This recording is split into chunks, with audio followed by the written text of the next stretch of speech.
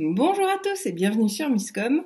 Je suis Claire Négrier, révélatrice de personnalités d'entreprise. J'accompagne entreprises et indépendants pour leur marketing et leur communication, de la stratégie au déploiement de leurs outils. Je reprends mon souffle, je viens de monter tous mes escaliers en 3 secondes sans reprendre de respiration. Alors, j'espère que vous allez bien en ce mardi. Pour le mardi, on parle d'outils. Alors souvent, je présentais des outils informatiques, majoritairement gratuits, mais j'élargis justement et je fais évoluer mes chroniques en fonction des besoins. Et comme depuis un certain temps maintenant, je pense qu'on doit être pas loin des 1 an, j'ai créé un fil rouge finalement dans toutes mes chroniques, c'est-à-dire que chaque semaine, on aborde un thème qui va permettre de couvrir toutes les facettes, je dirais, de ce point-là. Donc du coup, le lundi, c'est stratégie. Le mardi, je vous parle des outils, mais comme je le disais, on va pas forcément être sur un outil pratico-pratique, parce que sinon, c'est pas compliqué, et je finirais par vous présenter les mêmes, et ce serait loin d'être avantageux ou intéressant par rapport à vos pratiques. Et j'ai quand même besoin, personnellement, de vous apporter un soutien qui soit un petit peu plus poussé, un petit peu plus intéressant. Donc du coup, voilà, je fais évoluer mes chroniques en fonction de ce que je pense et ce qui, je l'espère, pourra vous aider. Alors, petit rappel pour ceux qui me découvriraient, je vous invite à mettre un petit pouce en l'air si justement la communication d'urgence, c'est quelque chose pour lequel vous vous posez des questions et pour lequel vous cherchez des solutions surtout. Et on en parlera plus tard. Donc le fil rouge, c'est effectivement la communication d'urgence, à ne pas confondre avec la communication de crise que nous avons pu voir la semaine dernière. Bonjour Sylvain, ravi de te retrouver parmi nous. Oh, j'ai du mal à reprendre mon souffle du coup.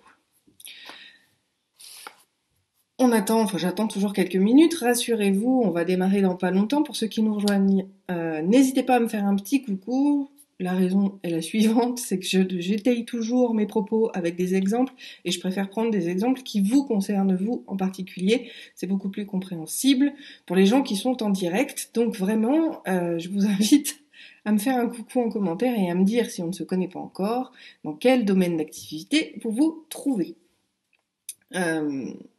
Allez, c'est parti, on va pas attendre davantage. J'essaie de reprendre mon souffle en même temps.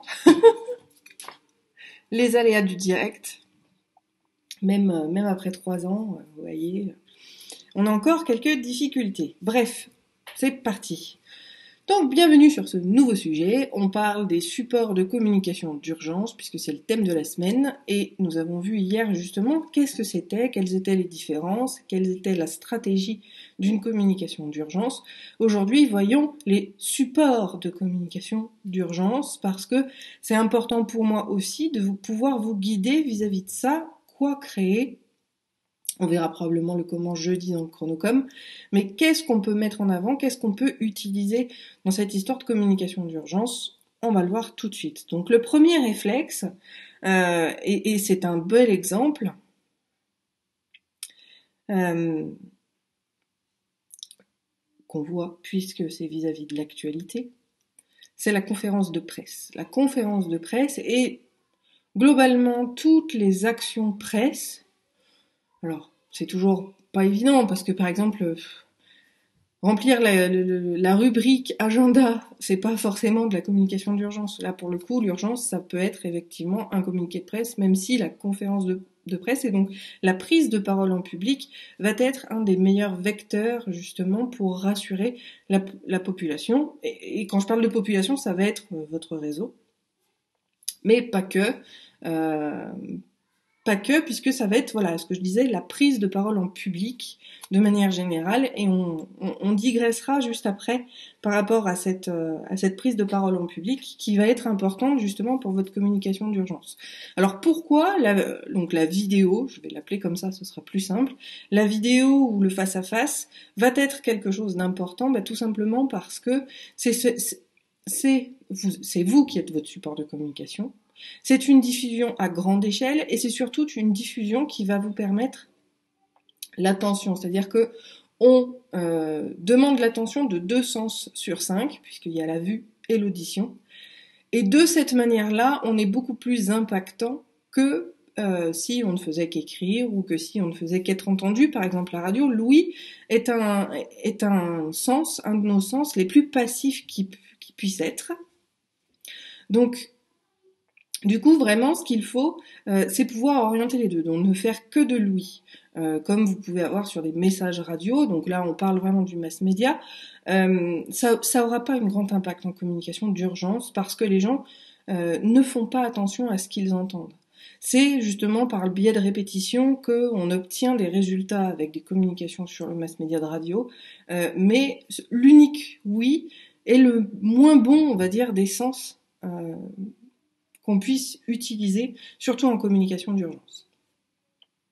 Alors Sylvain me dit, bah alors qu'est-ce qui t'arrive? En fait, mon fils avait une réunion avec sa maîtresse à 11h, pour tout vous dire.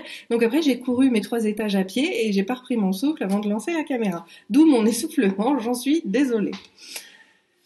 Mais c'est parti, on va y arriver. Donc le premier point, c'est ça, c'est tout ce qui va être visible, l'intérêt au public. Pas le vif du sujet, vous avez de beaux yeux. Merci. J'en suis ravie. Maintenant, je suis là pour vous aider surtout par rapport à cette période et dans mon expertise qui est la communication et le marketing. Donc, si vous avez des questions sur le sujet, surtout, n'hésitez pas. Bienvenue à Sandrine, d'ailleurs, j'ai vu que tu étais là. Donc, quels sont les supports de communication d'urgence? Revenons-en à nos moutons. Donc, on a parlé de la conférence. Je vous ai parlé justement de la vidéo. Et c'est un petit peu finalement ce que je peux faire avec Misscom, même si on n'est pas du tout sur de la communication d'urgence en tant que telle, ou de la communication de crise, puisqu'on n'est pas dans un degré d'urgence, on est vraiment sur de la crise. J'ai adapté mes sujets par rapport à ça, justement. Et quelque part, j'en viens à des sujets pour générer, ou plutôt pour gérer une situation de crise, avec des supports qui vont vous parler de ça. Jean-Noël, bienvenue à toi. Je vais bien, merci. Ça y est, mon souffle reprend. Tout va bien. Donc vraiment, la vidéo va être un support non direct. La conférence de presse ou la prise de parole en public, on est en direct avec les gens, on est face à eux. La vidéo, comme je peux... Alors, il y a le live streaming, justement, comme moi je fais mes lives en direct, et on se retrouve aussi en vidéo sur YouTube. D'ailleurs, petit rappel, si vous arrivez, si vous me découvrez et que vous appréciez mon contenu, n'hésitez pas à liker la page, vous abonner à la chaîne, et dans les deux cas, cliquez sur la petite sonnette pour recevoir les notifications de nouvelles vidéos. Mais la vidéo va toujours avoir un impact, encore une fois, parce qu'on est visio-auditif. Donc, par rapport au fait de faire passer un message, ce sera beaucoup plus probant, beaucoup plus direct et beaucoup plus imprégnant pour votre audience. Donc, ce sont des supports qui vont être à privilégier par rapport à votre communication d'urgence. Si vous vous rappelez pas encore ce que c'est, je vous remettrai le lien en vidéo. On a justement expliqué ce qu'était la communication d'urgence hier. Un deuxième support, alors pour le coup, je vais être dans des supports qui vont être transverses et vous allez comprendre. Un autre support de communication qui va être très important d'animer lorsque on est dans une communication d'urgence, ça va être les réseaux sociaux. Les réseaux sociaux vont vraiment être un outil à part entière, simplement parce qu'ils répondent exactement à ce qu'on entend par urgence. Les réseaux sociaux, c'est l'instantanéité, c'est quelque chose qui est spontané, qui est direct vis-à-vis des gens. Du coup, on a vraiment des sujets et une diffusion qui va répondre à ce besoin et cette demande d'instantanéité. Donc il faut toujours exploiter et utiliser les réseaux sociaux pour diffuser vos différents messages. Et les messages, c'est ce qu'on verra jeudi, justement. Petit plus d'ailleurs pour Twitter. Twitter est un réseau social un peu particulier, un peu... j'allais dire Android, mais c'est pas trop ça. Il est multiple, il est basé justement sur la news, sur la nouvelle, sur l'instant et sur l'instantané. Donc Twitter, par exemple, si vous avez des comptes, utilisez Twitter pour votre communication d'urgence va être un très très bon support de communication vis-à-vis de ça. Alors, Et ça va pouvoir se voir justement, donc je voulais y venir parce que la suite va être intéressée par ça. Je vais finir justement sur mes médias transverses et je viendrai à mes explications après. Je vous reparlerai de Twitter dans quelques minutes. Dernier support, on va dire massif, que vous pouvez utiliser et qui va être, et c'est ce que je disais, transverse à toutes les actions que vous allez pouvoir faire en amont, ça va être l'email. L'email, lui aussi, a une super capacité d'instantanéité, c'est-à-dire qu'on va partager quelque chose dans l'instant. De la même manière que les gens vont pouvoir en prendre connaissance uniquement quand ils sont disponibles, donc forcément ils seront concentrés sur votre message, l'email va vraiment vous permettre de communiquer avec eux. Et pourquoi je l'appelle transversal, un petit peu comme Twitter, c'est que vous allez pouvoir adresser aux gens un message pour expliquer voilà que les livraisons sont annulées, par exemple. On va toujours reprendre des exemples concrets. C'est pour ça que je vous proposais de vous présenter. Ou pour reprendre Jean-Noël, ça peut être justement le changement de rythme de publication des vidéos. Alors pas forcément pour les amoindrir, mais peut-être pour les augmenter, puisque ce serait justement un avantage par rapport à la situation actuelle, mais faire l'annonce de cette augmentation. Vous allez pouvoir utiliser le mail pour passer les informations sur les changements de rythme, sur les changements importants. Par exemple, moi, quand j'ai annoncé que je changeais mes horaires par rapport à cette crise, parce que oui, j'ai quand même 90% de mes clients qui sont des parents avec enfants, qui sont à 70% des indépendants, donc qui se retrouvent confinés avec leurs enfants, et c'est très compliqué, donc j'ai changé mes heures de manière à travailler pendant que eux sont disponibles, donc c'est après le coucher de leurs enfants. Donc forcément, j'ai passé des horaires en soirée.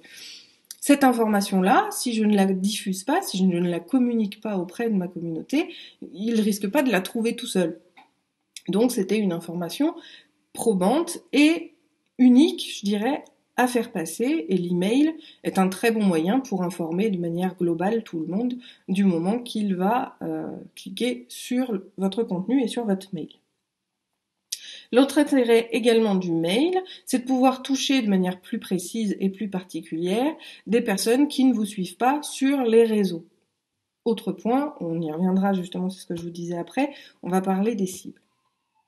Mais cet email-là peut vous permettre justement de remettre en avant du contenu, peut vous permettre de faire passer des messages que vous auriez rédigés, ou en tout cas que vous auriez créés, autre que des messages directs. C'est-à-dire qu'il y a le mail direct qui dit « j'annonce le changement de mes horaires », mais il y a le mail direct qui va dire pour cette période de crise, retrouvez mes lives, voilà. La semaine dernière, nous avons fait 3 lives sur la communication de crise, où je pourrais envoyer un mail en disant « retrouvez tous les sujets de la communication d'urgence ». Donc ça, je l'enverrai à la fin de la semaine à tous mes abonnés pour qu'ils puissent retrouver mon contenu. Donc là, on est sur de la diffusion indirecte, mais qui va toujours intéresser les gens. Rappelez-vous aussi que grâce, entre guillemets, à ce confinement, les gens sont beaucoup plus disponibles et disposés à vous lire. Donc l'email va être un support très très intéressant par rapport au taux de visibilité et au taux de retour que vous pourriez avoir de votre support.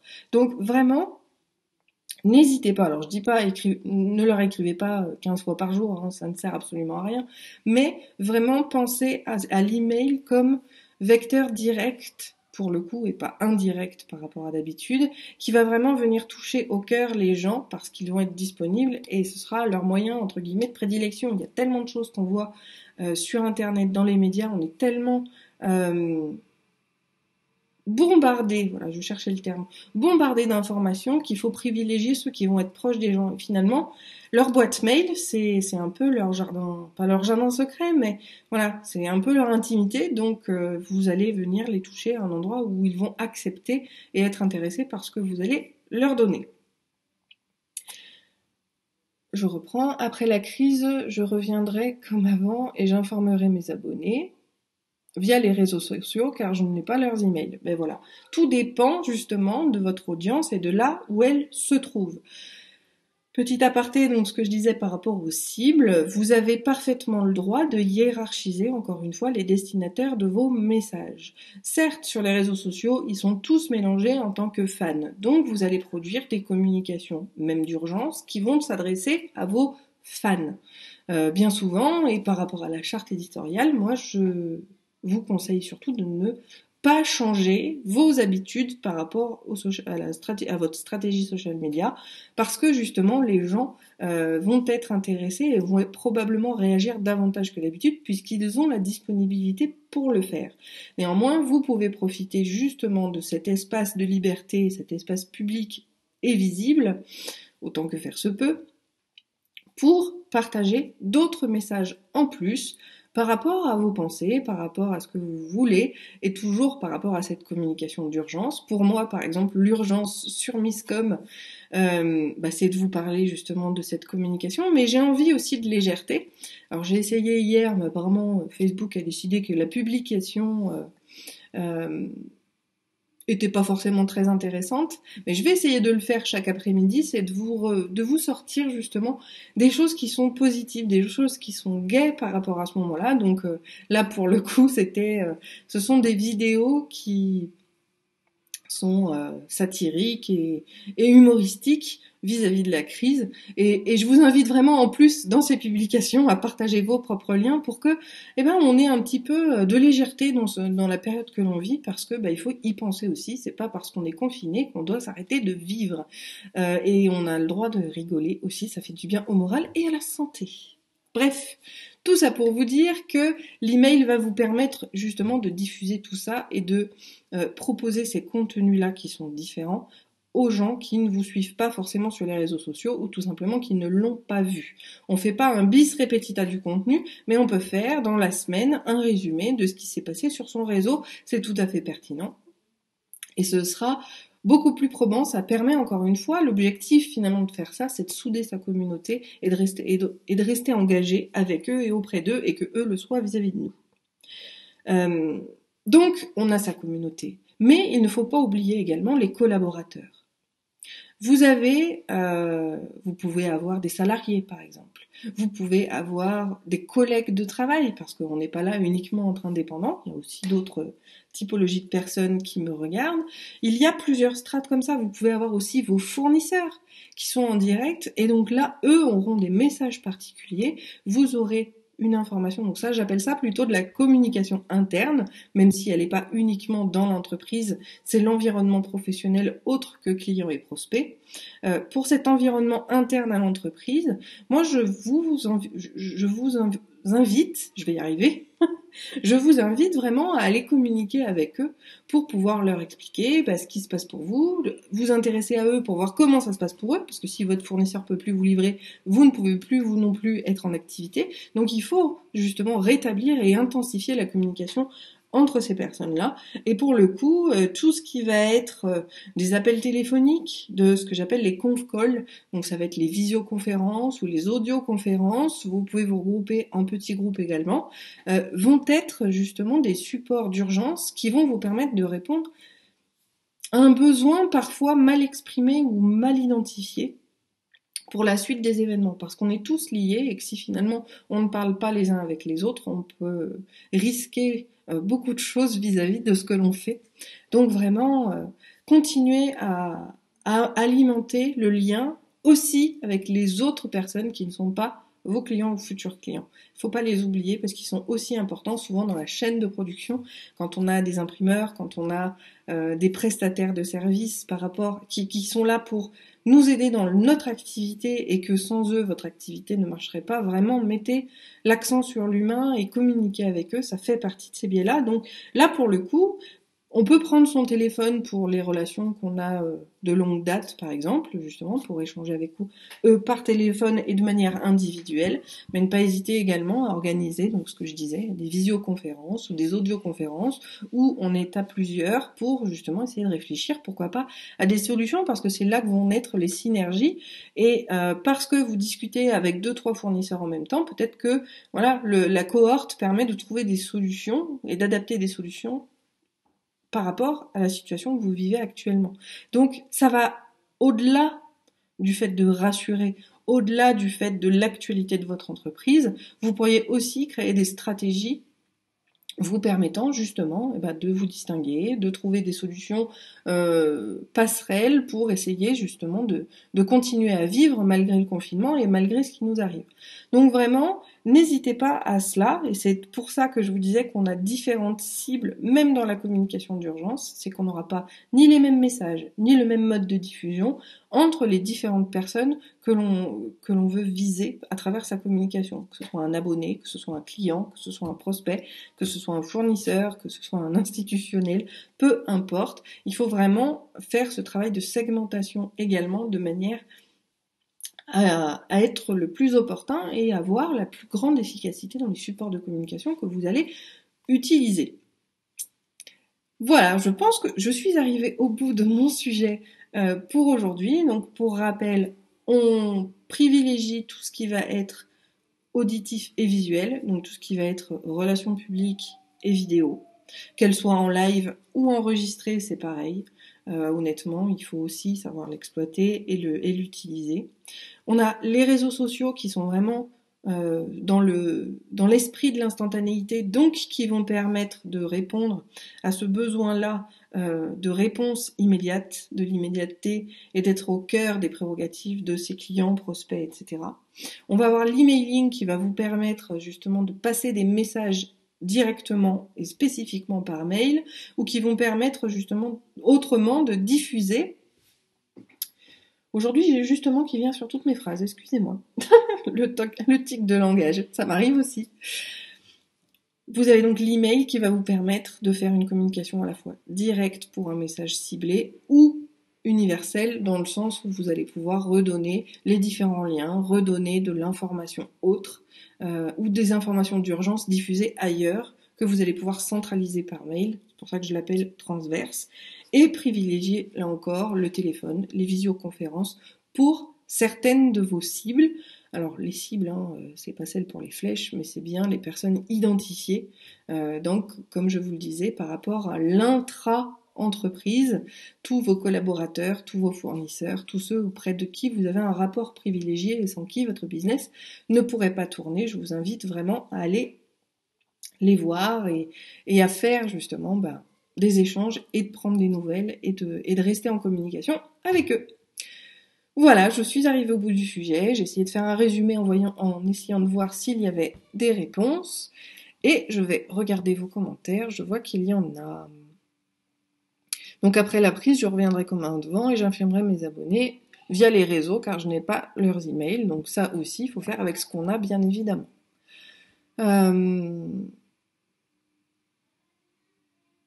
Alors... Star qui commente établir une base de données, cela devrait être fait depuis l'ouverture de votre business. Alors pour le coup, je connais Jean-Noël, il n'a qu'une chaîne YouTube et il produit des vidéos, donc il n'a pas forcément de base de données et c'est pas forcément indispensable pour un business. Loin s'en fait. Cela permet d'informer la clientèle sur l'évolution de votre entreprise, tout comme les différents problèmes auxquels elle est liée.